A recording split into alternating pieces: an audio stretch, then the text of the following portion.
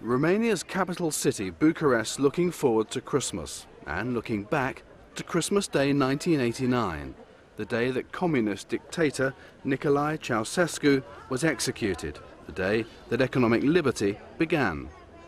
22 years on, a free economy has boosted the living standards of some, but it remains one of the poorest countries in the world.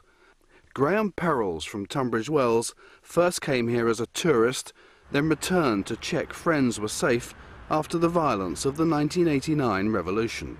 I asked my friend to take me to the cancer hospital in Brasov because I'd had the experience of setting up a hospice in the UK, and I felt maybe I could see what was really needed here.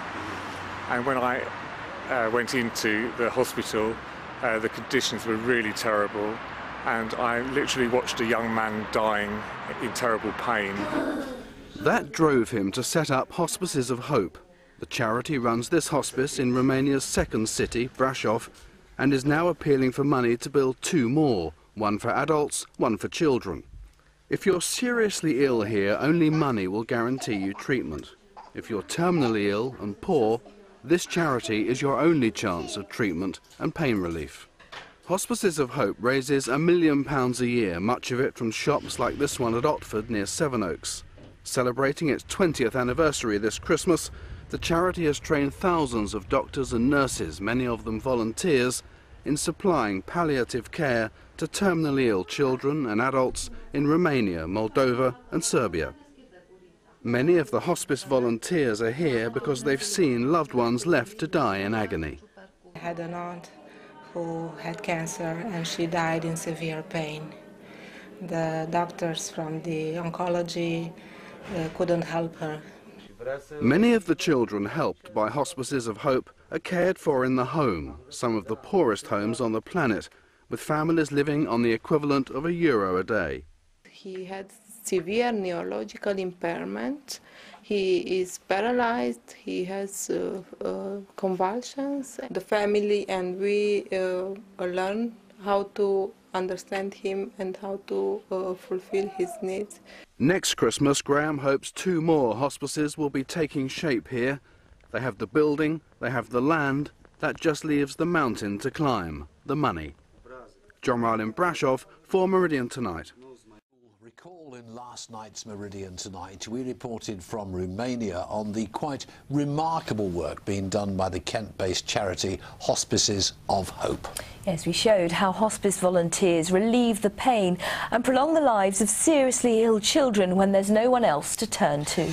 But the work of the hospice is only half the story. Vital help is also provided in the community, in some of the poorest homes on the planet. Here's the second part of John Ryle's report. For thousands of Romanian children and adults, the 100+ volunteers trained by Hospices for Hope are the only route to pain-killing drugs and dignified death. There is no NHS. They're marking their 20th year of doing this with an appeal for money to build 2 more hospices for the capital, Bucharest. And today, back at the charity's HQ in Otford near Sevenoaks, the appeal received a Christmas boost from rock band U2. We've got the permission to use one of their songs, One Life, on our video about the charity. Is it getting better? Tourism campaigns promote Romania as a country of contrasts. Here's a contrast they don't shout about. Prosperity is growing slowly in Bucharest after the revolution that cast off communism 22 years ago. But travel a few miles from the capital and the clock turns back 200 years. It's in areas like this that Hospices for Hope do their most challenging work, in the desperately poor homes of dying children. This is Andrea's home. She was written off by hospitals aged 1 month, but is being kept pain-free by hospice nurses 12 years later.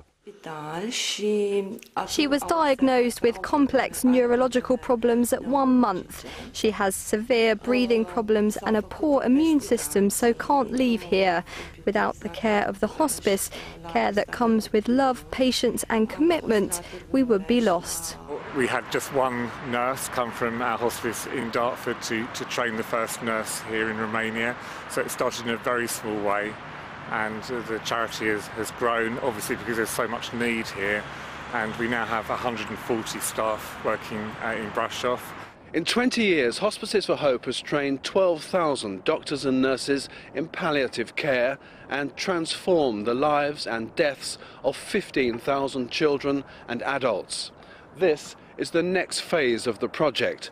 The plan for this site is a brand new hospice for adults costing £4 million. The target is to raise £750,000 of that in charity shops across southeast England.